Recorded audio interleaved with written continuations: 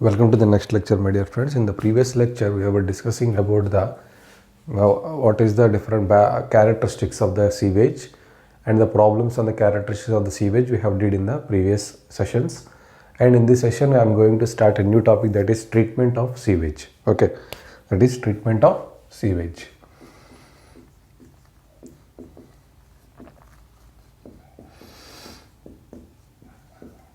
See, treatment of sewage means, so in a sewage there will be different types of impurities that will come.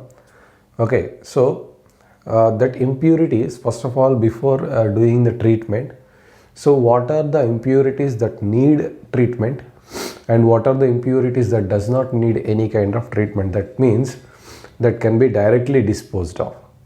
So we need to first identify those impurities. So we need to separate them.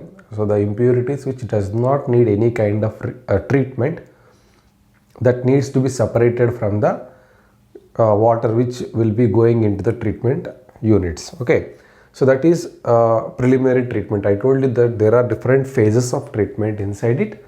So the treatment of sewage is basically classified into different types. Let us see them.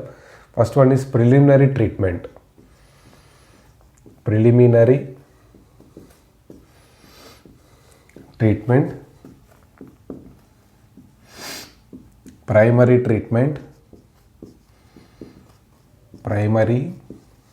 treatment, secondary treatment, and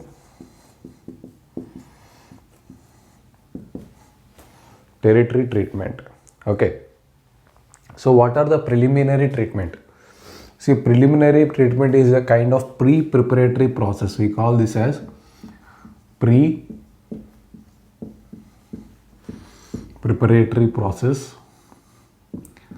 So that means in this process we separate the impurities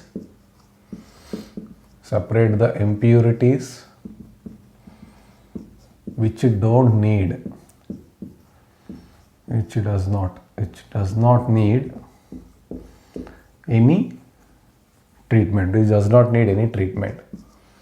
So that is nothing but preliminary treatment. In preliminary treatment, generally various kinds of treatment such as screening, grit chamber, skimming tank,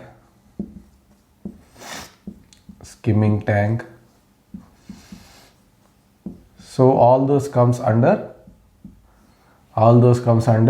the preliminary treatment. Here we will remove all the unwanted impurities from the sewage. And primary treatment means removal of settleable organic matter. Removal of settleable organic matter.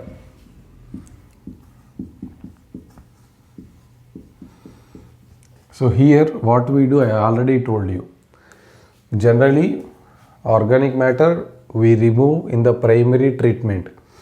That means primary treatment means primary sedimentation tank. So from the primary sedimentation tank we remove the organic matter in the form of settlement, and that sludge we will collect and carry it to the sludge digester. There we will do the further treatment of that BOD. Okay, so here the example of this is primary sedimentation or settling tank. Primary sedimentation tank. Okay, so this is also called as first degree treatment. This is also called first degree treatment. Similarly, there will be second degree treatment. So we will discuss in elaborated manner about the second degree treatment. Here, in the second degree treatment, we remove the biodegradable organic matter biodegradable organic matter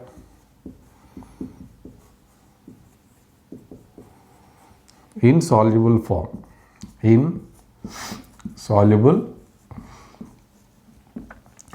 Okay, so the major concept of treatment of sewage will lie here.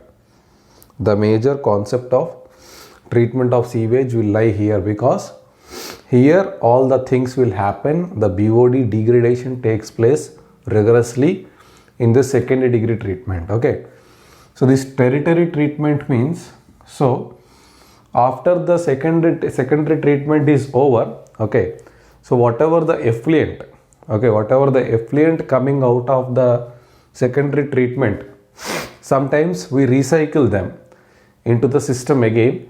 If that effluent, some part of effluent is having more BOD, then what we do, we recycle them into the system again. So that recycling is nothing but when the effluent is having more BOD, then we recycle them and retreat them. That kind of mechanism is called tertiary treatment. So that it is third degree treatment. So recycling of organic matter, recycling of effluent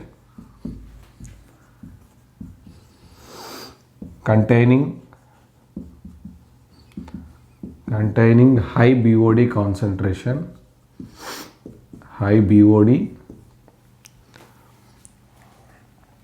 into the system again.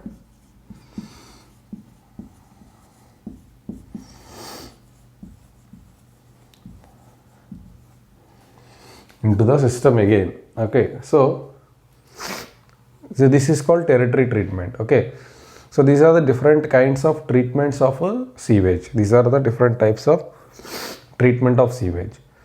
And here I told you already, secondary treatment is a very, very important treatment. So let us briefly discuss about the secondary treatment now. Let us discuss briefly about the secondary treatment.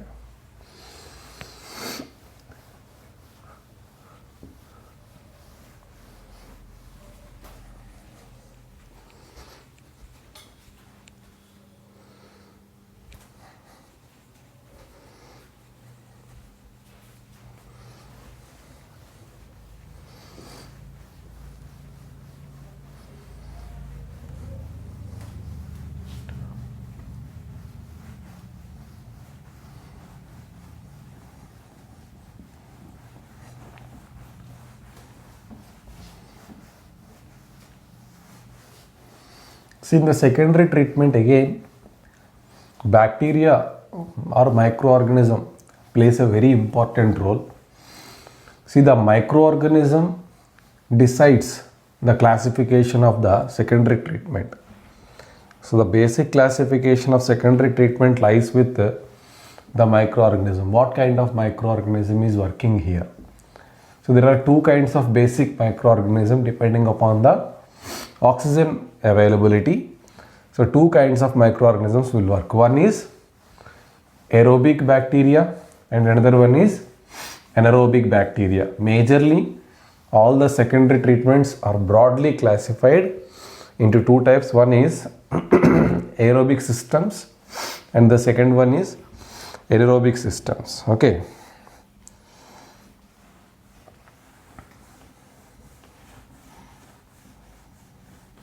So this aerobic bacteria will work in the presence of oxygen only. Without free oxygen, without the availability of free oxygen, this aerobic bacteria cannot work. So this aerobic bacteria, using the free oxygen present in the atmosphere, okay, what it will do, it will start decomposing the organic matter. Okay.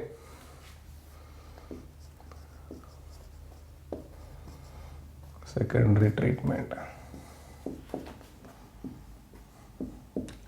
treatment. So generally this is broadly classified into aerobic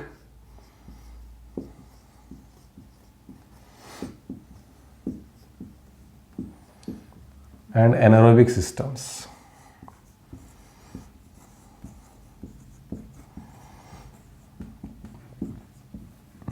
See, I told you already, In aerobic system, organic matter,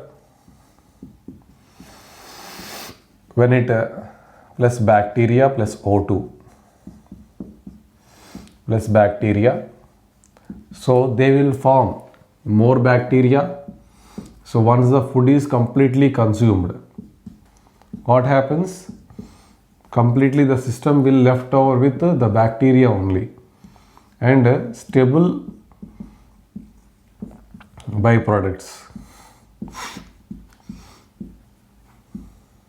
such as ammonia, okay, CO2, etc. Nutrients also, some kind of nutrients like phosphates, sulfates, it will come like 8s because it is completely decomposed under oxygen. That is why a stable organic products will form here when it is aerobic system. When it is anaerobic system, the organic matter will react only with bacteria. The organic matter will only react with bacteria. So it will create more bacteria. First of all, in this there is a sequence. First, there are here two types of bacteria is needed in this system. First, acid forming bacteria is needed. After acid forming bacteria has formed and converted all the organic matter into alcohols, then methane forming bacteria will come and convert it into methane. Okay, so here first of all acid forming bacteria will come. So the acid forming bacteria will convert this organic matter into an acidic medium. Okay, so once it is converted into acidic medium, then methane forming bacteria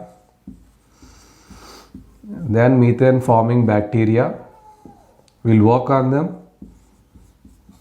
Methane forming bacteria will work on them and convert the organic matter into methane plus CO2 plus H2S. Okay, so this is the 70% the output. 70% of the organic matter is converted into form of methane. 70% of organic matter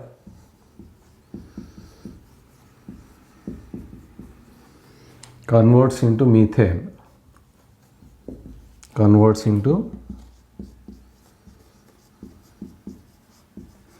So methane generally it have more calorific value. Methane is having more calorific value. So that is why whatever the byproducts forming in the anaerobic system will have more calorific value. That means it is having combustion nature. So the byproducts will have more energy value.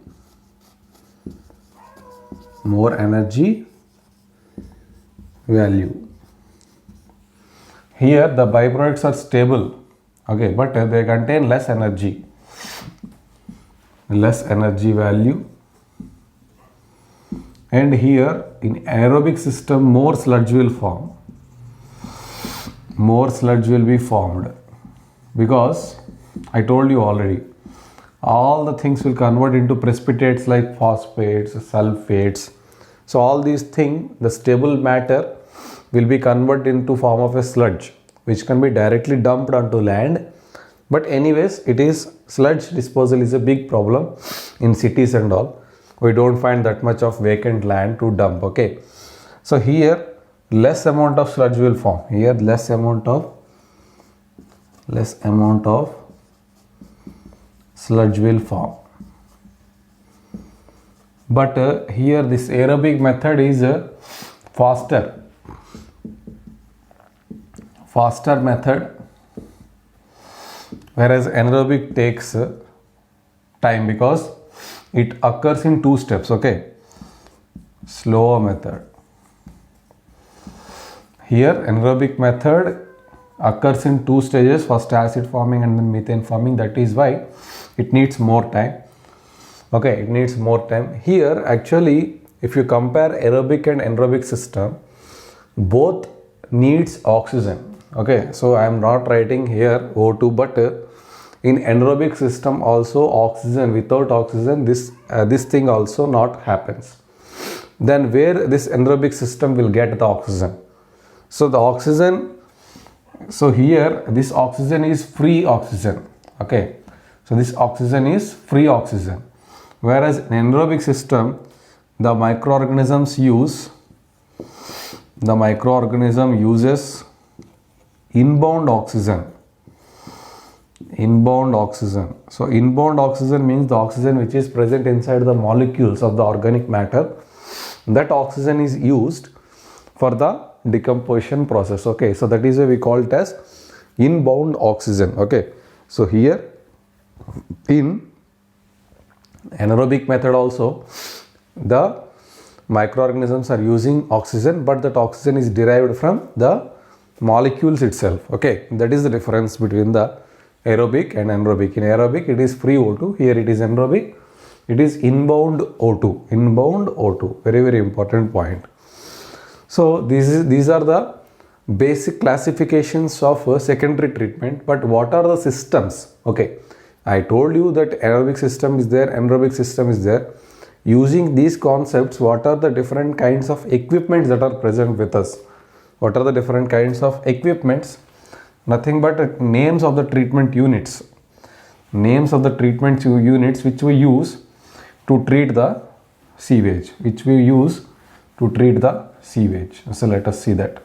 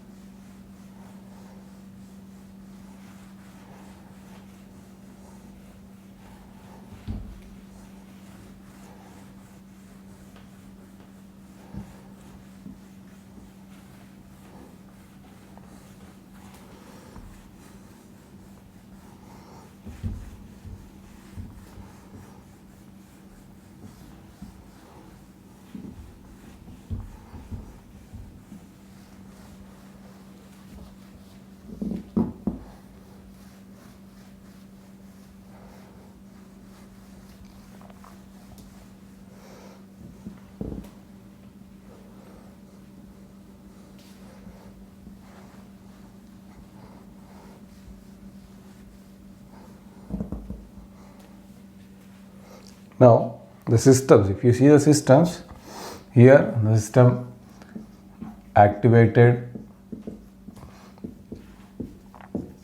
sludge process,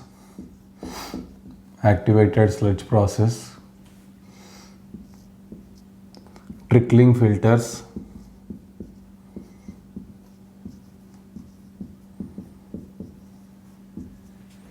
RBCs, rotary, biological,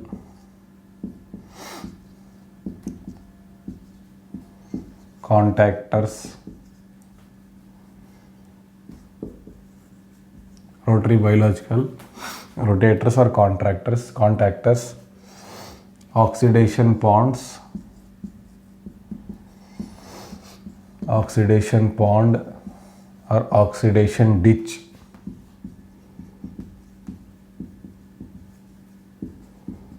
So these are all different systems which depends on aerobic nature of bacteria.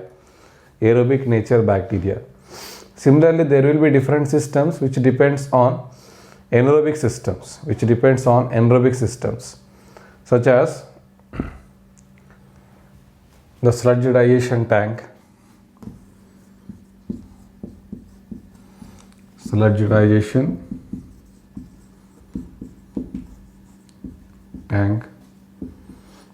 septic tank,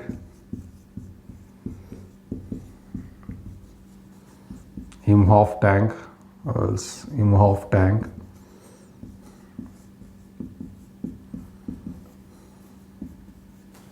Okay, so these are the different methods which depends on anaerobic system. Okay, so here these are the important methods which we are going to discuss now. Okay, so these are the important methods which we are going to discuss chapter by chapter. These are the different important chapters are activated sludge process, trickling filters and sludge digestion tank. These three are the very important topics for GATE examination, and rest of the topics we will discuss in brief because that is not that important for the GATE examination. Okay, before going into that, there is a basic definitions. This is one kind of classification. There is another classification in the secondary treatment, that is the systems which are having suspended growth culture, the systems which are having attached growth culture.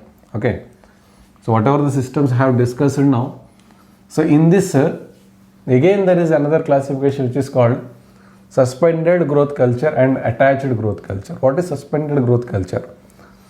Suspended growth culture is nothing but, so when the microorganisms and food both are kept in suspension, suspended growth. Okay, the name itself says we are keeping both the microorganisms as well as the food in suspension. So that is called suspended growth culture.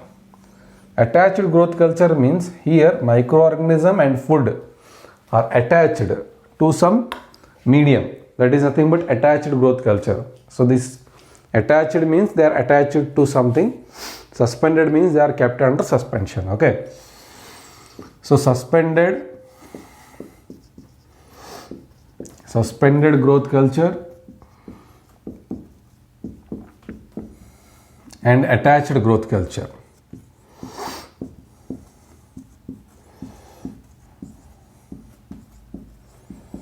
Attached growth culture. So suspended means I told you organism and food kept in suspension.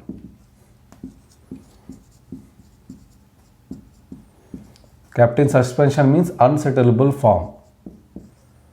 Unsettleable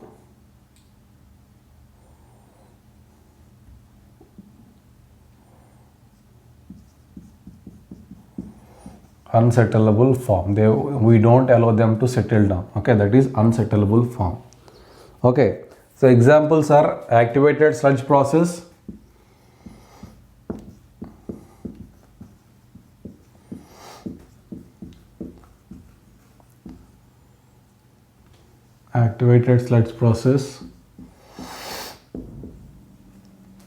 and the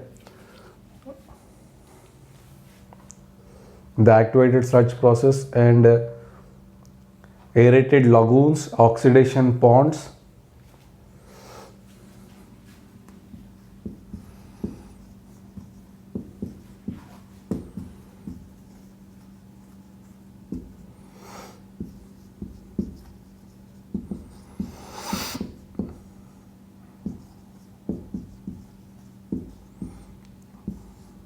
anaerobic digesters. All these are examples of suspended growth culture, whereas attached growth culture, trickling filter,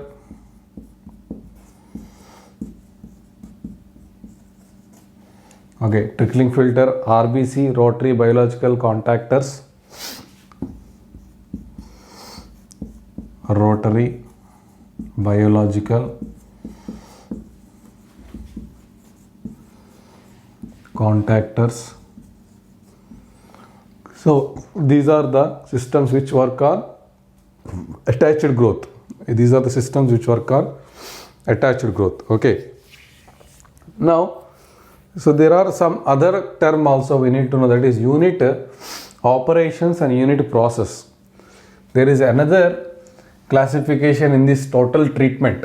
Okay, so this treatment of sewage, again there is another classification that is based on unit processes and unit operations. The same thing is applicable to water supply also. Whatever the concept I am telling here is also applicable for water supply also. There also there will be unit processes and unit operations. So unit operation means removal of impurity using physical means. Okay, removal of impurity using physical means is called unit operation. So operation means what? Generally, whenever you see any operation means a string operation is a physical task. Okay, we perform a physical task to remove any kind of impurity, like anything in real life. If you compare, string operations we do to remove terrorists and all. So likewise, to remove the impurity in the water or sewage, so if we are doing it by operation, then it is called, we are using some kind of physical forces. Okay, process means we can't see that process. Processes means chemical means. We cannot see the process how it is happening, but we will observe the end products. So unit operations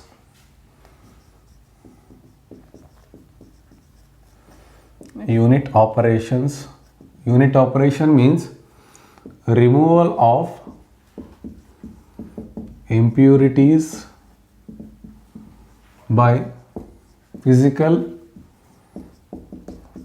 means. Okay, so such as examples: screening, grit chamber, okay, sedimentation, that is primary sedimentation or secondary sedimentation tanks. All these are working under the principle of unit operations. Unit process means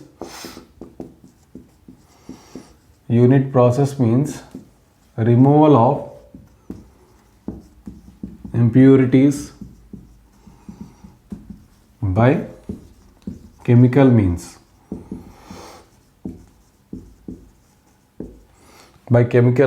Such as I told you already. So whatever the aerobic process, anaerobic process, all those processes, okay, aerobic process, anaerobic process, all these processes will come under where there is chemical equations or chemical reactions are happening.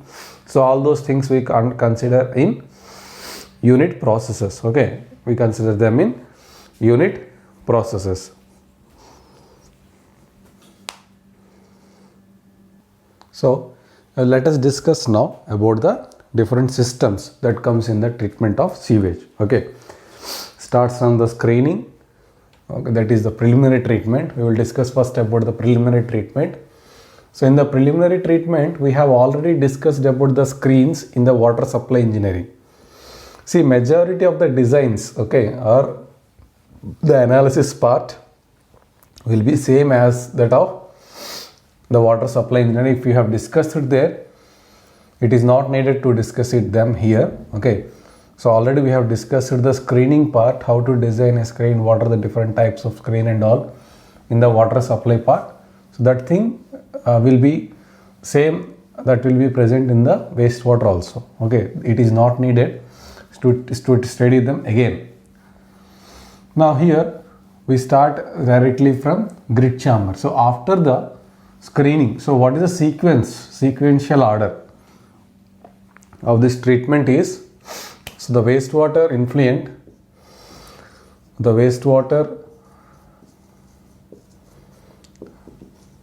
influent will enters from screens. So we screen the wastewater influent. So here we remove the large floating matters. Remove large floating matter. Okay. So after that, after screening, it enters into grit chamber. Okay. So here in this grit chamber, we remove the fine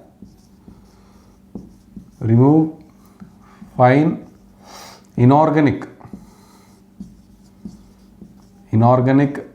impurities and non-biodegradable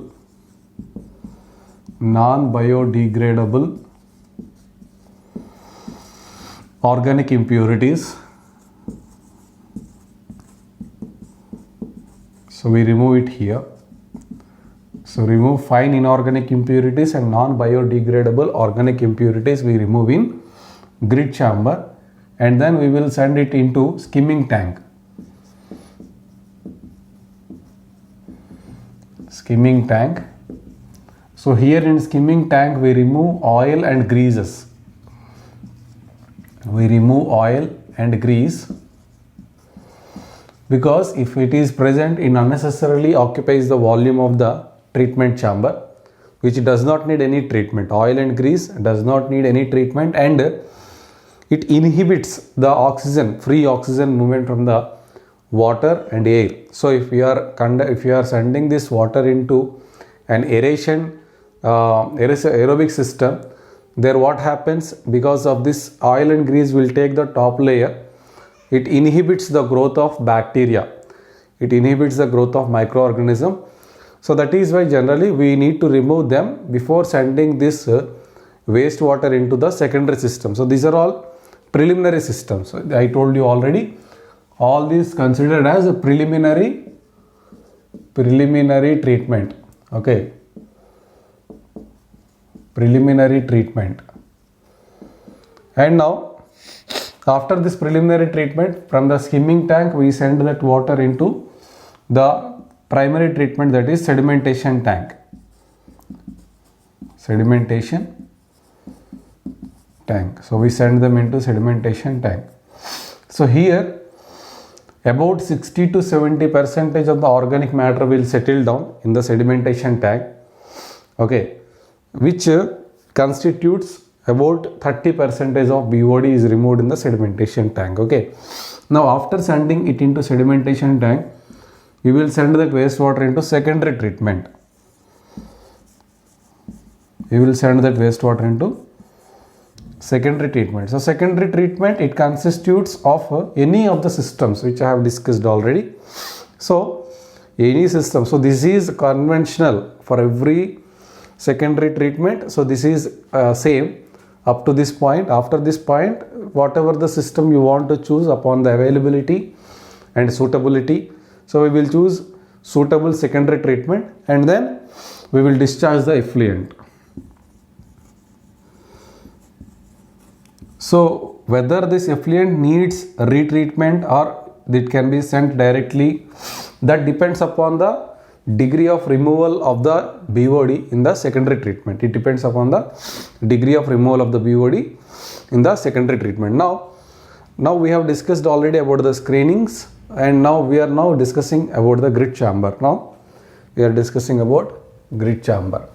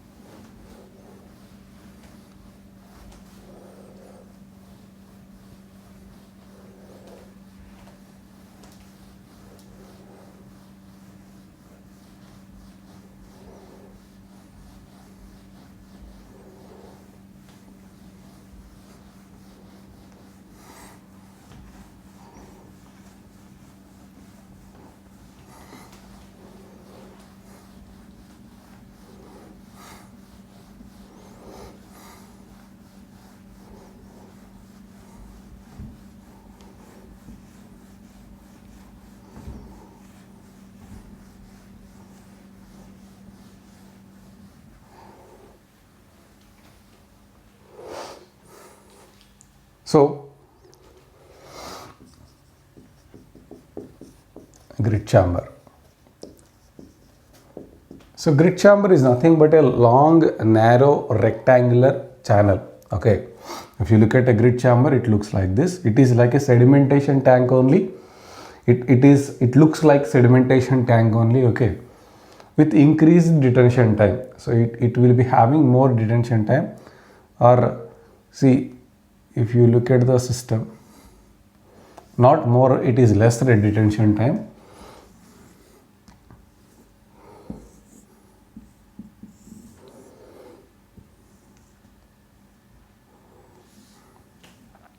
Generally, the detention time of sedimentation tank is approximately 2 to 4 hours.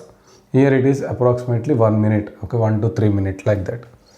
So it is a kind of sedimentation tank with lesser detention time.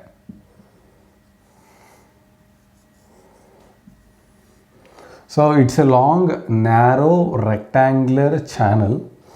It will be having an outlet, okay, it will be having an outlet like this.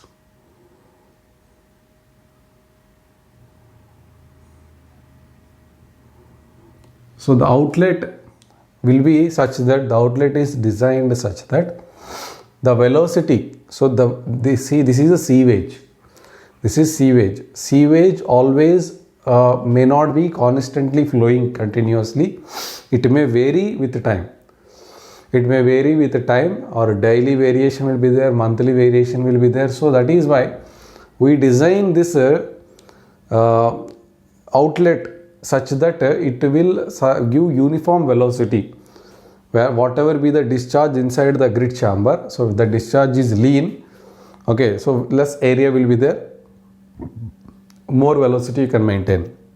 If the flow is increasing, so we are tapering, we are increasing the area at the outlet. Gradually we are increasing the area.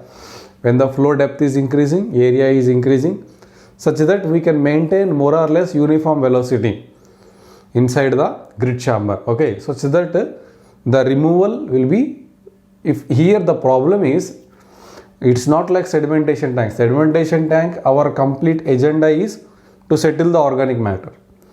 But here the thing is, we are not supposed to settle the organic matter. We are here settle only inorganic matter and non-biodegradable organic matter.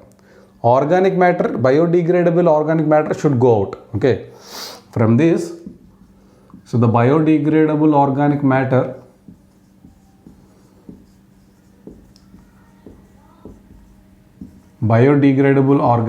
will go out. So here in this tank only inorganic matter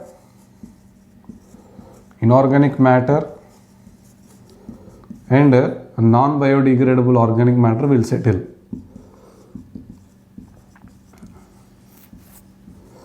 Non-biodegradable organic matter will settle in this tank, okay. Now, so it is, I told you already, we designed such a simply like a sedimentation tank with different velocities, okay, with different detention time. The design is not that important. Here the important points are what are the different types of particle we settle here, and what are the size range of the particle, and what are the design parameters like velocity, horizontal flow velocity, okay. So of this sedimentation of this grit chamber, that is little important. So here we remove size of a impurity removed up to 0.2 mm. So that means, so greater than or equal to 0.2 mm, those sizes will get removed here, okay.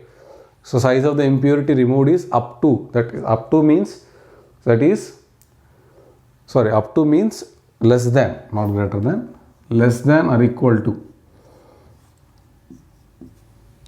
So less than or equal to 0.2 mm if it is inorganic in nature, okay.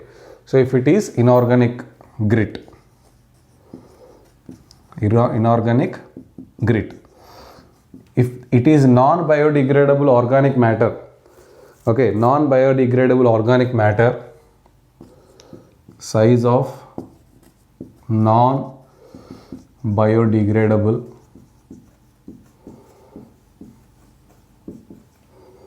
organic matter,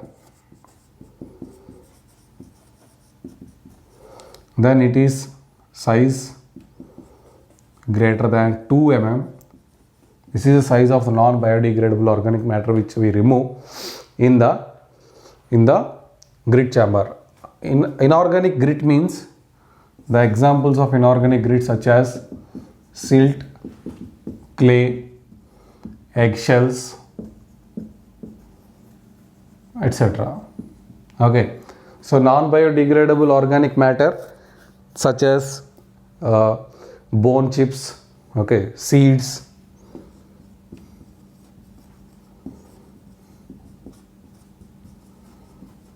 so this eggshells is not inorganic, it is organic only, non-biodegradable. So these are all non-biodegradable organic matter which can be directly dumped onto the ground because they are non-biodegradable and they are harmless. So non-biodegradable are biodegradable means it causes nuisance like fly nuisance and all, but whereas non-biodegradable means it does not cause any kind of nuisance because no bacteria will come and act onto it. But the only problem with them is they unnecessarily they will they act like a houses for the bacterial growth and all. So that is why generally we don't prefer some kind of eggshells and seeds and all. So they promotes the bacteria growth but they won't get degrade. Okay, so they won't get degrade but they promote the bacterial growth. So the design parameters, let us see the design parameters of the grit chamber.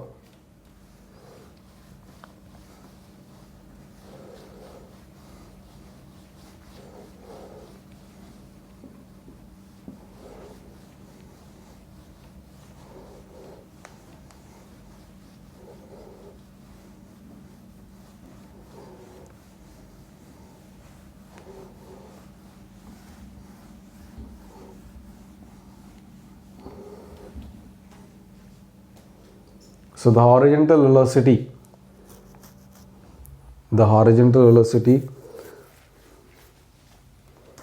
or flow velocity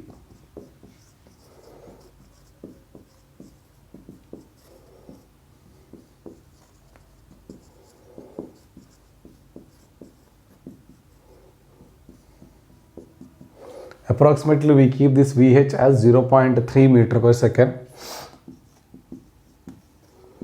The range is 0.25 to 0.4 meter per second. So this is the horizontal flow velocity of the grit chamber. Horizontal flow velocity of the grit chamber. Okay, and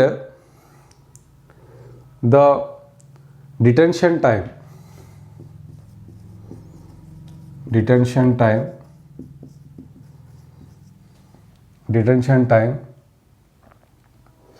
It is 1 to 3 minutes. So the detention time is very less here in case of grit chamber, and the volume of the grit chamber,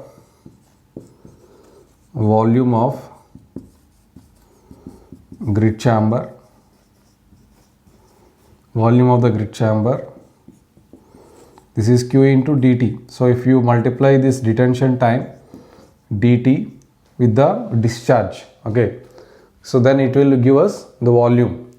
That will give us the volume of the grit chamber. And the cross-sectional area of the grit chamber, cross-sectional area is equal to Q by VH. Q by VH is the cross-sectional area of the grit chamber, and settling velocity of the grit chamber,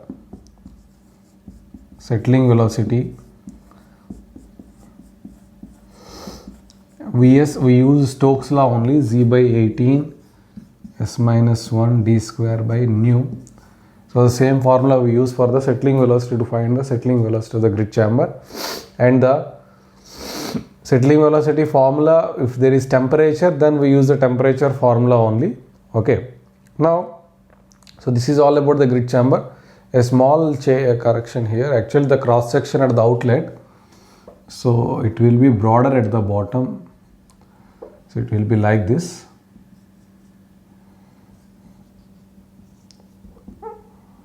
It will be like this. So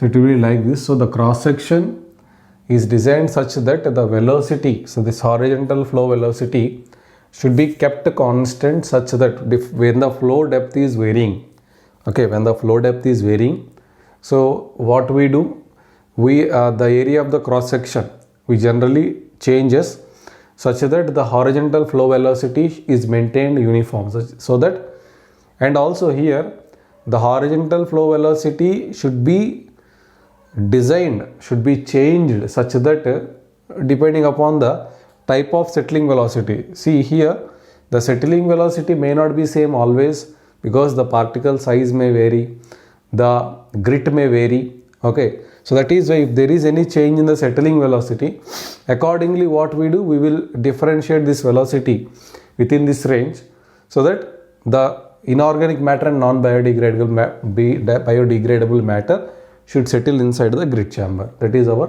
task. Okay, so we will discuss the skimming tank and further treatment process in the next class. Thank you so much.